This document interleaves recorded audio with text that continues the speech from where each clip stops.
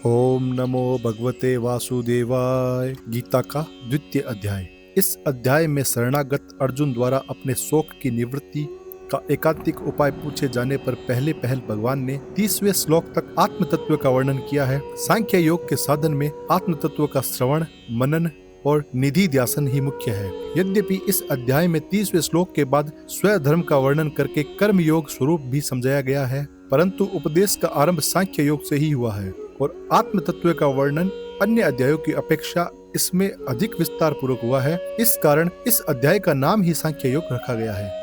प्रसंग: भगवान श्री कृष्ण ने अर्जुन से क्या बात कही और किस प्रकार उसे युद्ध के लिए पुनः तैयार किया, यह सब बतलाने की आवश्यकता होने पर संजय अर्जुन की स्थिति का वर्णन करते हुए दूसरे अध्याय का प्रारंभ करते हैं। संजय बोले, उस प्रकार करुणा से व्याप्त और आंसुओं से पूर्ण तथा व्याकुल नेत्रों वाले शोक युक्त अर्जुन के प्रति भगवान मधुसूदन ने यह वचन कहा। श्री भगवान बोले, हे अर्जुन, तुझे इस असमय में यह मोह किस हेतु प्राप्त हुआ है? क्योंकि न तो यह श्रेष्ठ पुरुषों द्वारा आचरित है, न स्वर्ग को देने वाला है और न ही कीर्ति को करने वाला ही है। इसीलिए हे अर्जुन, नपुंसकता को मत प्राप्त हो, तुझ में यह उचित नहीं जान पड़ती। हे परंतप, हृदय की तुच्छ दुर्बलता को त्याग कर युद्ध के लिए खड़ा हो जा।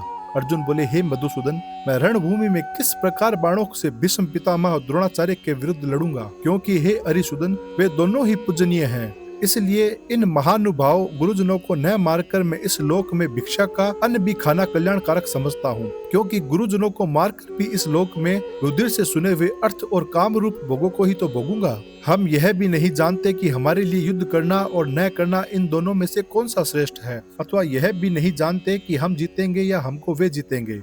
और जिनको मारकर हम जीना भी चाहते हैं, वे ही हमारे आत्मीय धृतराष्ट्र के पुत्र हमारे मुकाबले में खड़े हैं। इसलिए कायरता रूप दोष से उपहत हुए स्वभाव वाला तथा धर्म के विषय में मोहित चित्त हुआ मैं आपसे पूछता हूँ कि जो साधन निश्चित कल्याणकारक हो वह मेरे लिए कहिए, क्योंकि मैं आपका शिष्य हूँ। इसीलिए आपके शरण हुए मुझको शिक्षा दीजिए, क्योंकि मैं भूमि में निष्कंटक धन धान्य संपन्न राज्य को और देवताओं के स्वामीपन को प्राप्त होकर भी मैं उस उपाय को नहीं देखता हूँ जो मेरी इंद्रियों को सुखाने वाले शोक को दूर कर सके। संजय बोले, हे राजन, निद्रा को जीतने वाले अर्जुन अंतर्यामी श्री कृष्ण महाराज के प्रति इस प्रकार कहकर फिर श्री गोविंद भगवान से युद्ध नहीं करूंगा यह स्पष्ट कहकर चुप हो गए। हे भरतवंशी धृतराष्ट्र, अंतर्यामी श्री कृष्ण महाराज दोनों सेनाओं के बीच में शोक करते हुए उस अर्जुन को हंसते हुए यह वचन बोले। श्री भगवान बोले, हे अर्जुन, तू शोक न करने योग्य मनुष्यों के लिए शोक करता है और पंडितों के से वचन को कहता है, परंतु जिनके प्राण चले गए हैं उनके लिए और जिनके प्राण नहीं गए हैं उनके लिए भी पंडित जन शोक नहीं करते। न तो ऐसा ही है कि मैं किसी काल में नहीं था या तू नहीं था अथवा ये राजा लोग नहीं थे, और न ऐसा ही है कि इससे आगे हम सब नहीं रहेंगे। जैसे जीवात्मा की इस देह में बालकपन, जवानी, वृद्धावस्था होती है, वैसे ही अन्य शरीर की प्राप्ति होती है। उस विषय में धीर पुरुष मोहित नहीं होता। हे कुंती पुत्र, सर्दी, गर्मी, सुख दुख को देने वाले इंद्रिय और विषयों के संयोग तो उत्पत्ति विनाशशील अनित्य है। इसीलिए हे भारत, उनको तू सहन कर, क्योंकि हे पुरुष श्रेष्ठ, दुख सुख को समान समझने वाली जिस धीर पुरुष को ये इंद्रिया और विषयों के संयोग व्याकुल नहीं करते वह मोक्ष के योग्य होता है। असत वस्तु की तो सत्ता नहीं है और सत्य का अभाव नहीं है। इस प्रकार इन दोनों को ही तत्व ज्ञानी पुरुषों द्वारा देखा गया है। नाश रहित तू उसको जान जिससे यह संपूर्ण जगत दृश्य वर्ग व्याप्त है। इस अविनाशी का विनाश करने में कोई भी समर्थ नहीं है। इस नाश रहित अप्रमेय नित्य स्वरूप जीवात्मा के सब शरीर नाशवान कहे गए हैं। इसीलिए हे भरतवंशी अर्जुन, तो युद्ध कर। जो इस आत्मा को मारने वाला समझता है तथा जो इसको मारा मानता है वे दोनों ही नहीं जानते, क्योंकि यह आत्मा वास्तव में न तो किसी को मारता है और न किसी के द्वारा मारा जाता है। यह आत्मा किसी काल में भी न तो जन्मता है और न ही मरता है, न यह उत्पन्न होकर फिर होने वाला है, क्योंकि यह अजन्मा, नित्य, सनातन और पुरातन है। शरीर के मारे जाने पर भी यह नहीं मारा जाता। हे पृथा पुत्र अर्जुन, जो पुरुष इस आत्मा को नाश रहित, नित्य, अजन्मा और अव्यय जानता है वह पुरुष कैसे किसको मरवाता है और कैसे किसको मारता है। जैसे मनुष्य पुराने वस्त्रों को त्याग कर दूसरे नए वस्त्रों को ग्रहण करता है, वैसे ही जीवात्मा पुराने शरीर को त्याग कर दूसरे नए शरीर को प्राप्त होती है। इस आत्मा को शस्त्र आदि काट नहीं सकते, इसको आग नहीं जला सकती, इसको जल नहीं गला सकता और वायु नहीं सुखा सकती, क्योंकि यह आत्मा अच्छेद्य है, यह आत्मा अदाह्य है, अक्लेद्य और निसंदेह अशोष्य है तथा यह आत्मा नित्य, सर्वव्यापी, अचल, स्थिर रहने वाला और सनातन है। यह आत्मा अव्यक्त है, यह आत्मा अचिंत्य है और यह आत्मा विकार रहित कही जाती है। इससे हे अर्जुन, इस आत्मा को उपयुक्त प्रकार से जानकर तू शोक करने योग्य नहीं है, अर्थात तुझे शोक करना उचित नहीं है।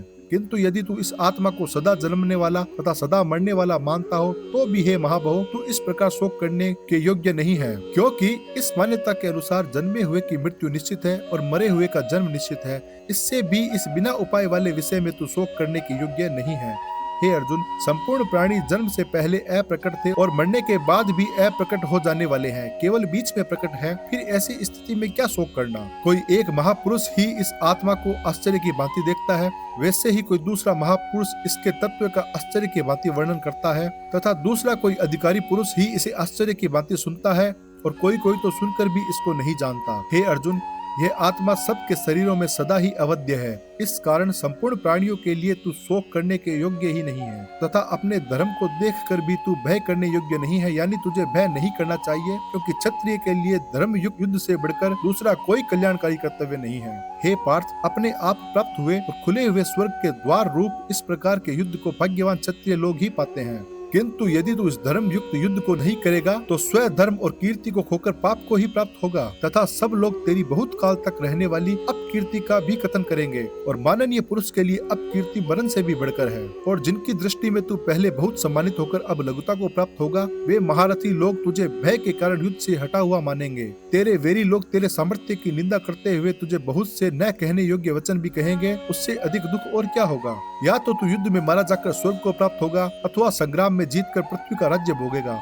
इस कारण हे अर्जुन, तू युद्ध के लिए निश्चय करके खड़ा हो जा। जय पराजय, लाभ हानि, सुख दुख को समान समझकर उसके बाद युद्ध के लिए तैयार हो जा। इस प्रकार युद्ध करने से तू पाप को नहीं प्राप्त होगा। हे पार्थ, यह बुद्धि तेरे लिए ज्ञान योग के विषय में कही गई और अब तू इसको कर्म योग के विषय में सुन कि जिस बुद्धि से युक्त हुआ तू कर्मों के बंधन को भली भांति त्याग देगा, यानी सर्वथा नष्ट कर डालेगा। इस कर्म योग में आरंभ का अर्थात बीज का नाश नहीं है और उल्टा फल रूप दोष भी नहीं है, बल्कि इस कर्म योग रूप धर्म का थोड़ा सा भी साधन जन्म मृत्यु रूप महान भय से रक्षा कर लेता है। हे अर्जुन, इस कर्म योग में निश्चयात्मिका बुद्धि एक ही होती है, किंतु अस्थिर विचार वाले विवेकहीन सकाम मनुष्यों की बुद्धियां निश्चय ही बहुत भेदों वाली और अनंत होती है। हे अर्जुन, जो भोगों में तन्मय हो रहे हैं, जो कर्म फल के प्रशंसक वेद वाक्यों में प्रीति रखते हैं, जिनकी बुद्धि में स्वर्ग ही परम प्राप्य वस्तु है और जो स्वर्ग से बढ़कर दूसरी कोई वस्तु ही नहीं है, ऐसा कहने वाले वे अविवेकी जन इस प्रकार की जिस स्मित यानी दिखाऊ शोभा युक्त वाणी को कहा करते हैं, जो कि जन्म रूप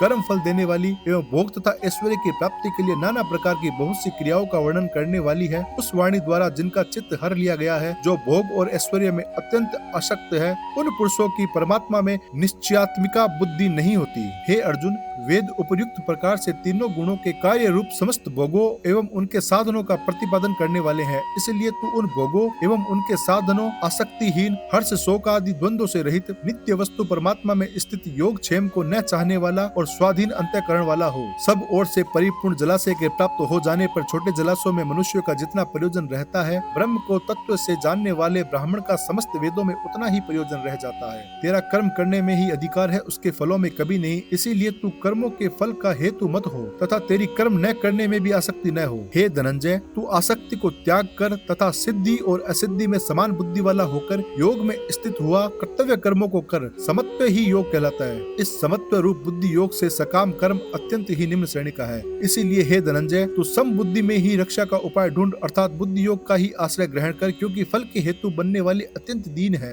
सम बुद्धि युक्त पुरुष पुण्य और पाप दोनों को इसी लोक में त्याग देता है अर्थात उनसे मुक्त हो जाता है। इससे तू समत्व रूप योग में लग जा। यह समत्व रूप योग ही कर्मों में कुशलता है अर्थात कर्म बंधन से छूटने का उपाय है, क्योंकि सम बुद्धि से युक्त ज्ञानी जन कर्मों से उत्पन्न होने वाले फल को त्याग कर जन्म रूप बंधन से मुक्त हो निर्विकार परम पद को प्राप्त हो जाते हैं। जिस काल में तेरी बुद्धि मोह रूप दलदल को भली भांति पार कर जाएगी, उस समय तो सुने हुए और सुनने में आने वाले इस लोक और परलोक संबंधी सभी लोगों से वैराग्य को प्राप्त हो जाएगा। भांति भांति के वचनों को सुनने से विचलित हुई तेरी बुद्धि जब परमात्मा में अचल और स्थिर ठहर जाएगी तब तू योग को प्राप्त हो जाएगा, अर्थात तेरा परमात्मा से नित्य संयोग हो जाएगा। अर्जुन बोले, हे केशव, समाधि में स्थित परमात्मा को प्राप्त हुए स्थिर बुद्धि पुरुष का क्या लक्षण है? वह स्थिर बुद्धि पुरुष कैसे बोलता है, कैसे बैठता है और कैसे चलता है? श्री भगवान बोले, हे अर्जुन, जिस काल में यह पुरुष मन में स्थित संपूर्ण कामनाओं को भली भांति त्याग देता है और आत्मा से आत्मा में ही संतुष्ट रहता है, उस काल में स्थित प्रज्ञ कहा जाता है। दुखों की प्राप्ति होने पर जिसके मन में उद्वेग नहीं होता,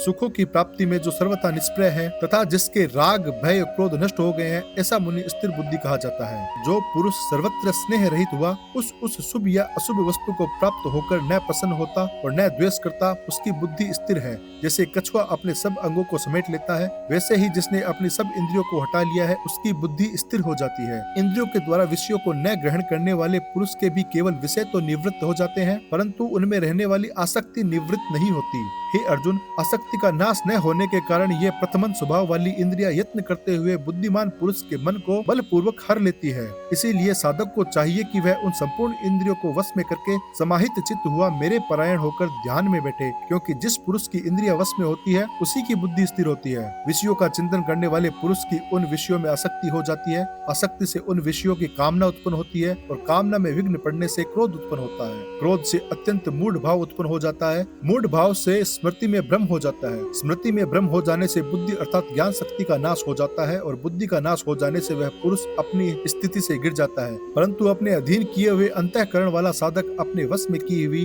राग द्वेष से रहित इंद्रियों द्वारा विषयों में विचरण करता हुआ अंतःकरण की प्रसन्नता को प्राप्त होता है। अंतःकरण की प्रसन्नता होने पर इसके संपूर्ण दुखों का अभाव हो जाता है और उस प्रसन्न चित्त वाले कर्म योगी की बुद्धि शीघ्र ही सब ओर से हटकर एक परमात्मा में ही भली भांति स्थिर हो जाती है। न जीते हुए मन और इंद्रियों वाले पुरुष में निश्चयात्मिका बुद्धि नहीं होती और उस अयुक्त मनुष्य के अंतःकरण में भावना भी नहीं होती तथा भावनाहीन मनुष्य को शांति नहीं मिलती और शांति रहित मनुष्य को कैसे सुख मिल सकता है? क्योंकि जैसे जल में चलने वाली नाव को वायु हर लेती है, वैसे ही विषयों में विचरती हुई इंद्रियों में से मन जिस इंद्रिय के साथ रहता है वह एक ही इंद्रिय इस अयुक्त पुरुष की बुद्धि को हर लेती है। इसलिए हे महाबाहो, जिस पुरुष की इंद्रिया इंद्रियों के विषयों से सब प्रकार निग्रह की हुई है, उसी की बुद्धि स्थिर है। संपूर्ण प्राणियों के लिए जो रात्रि के समान है, उस नित्य ज्ञान स्वरूप परमानंद की प्राप्ति में स्थित प्रज्ञ योगी जागता है और जिस नाशवान सांसारिक सुख की प्राप्ति में सब प्राणी जागते हैं, परमात्मा के तत्व को जानने वाले मुनि के लिए वह रात्रि के समान है। जैसे नाना नदियों के जल सब ओर से परिपूर्ण अचल प्रतिष्ठा वाले समुद्र में उसको विचलित न करते हुए ही समा जाती है,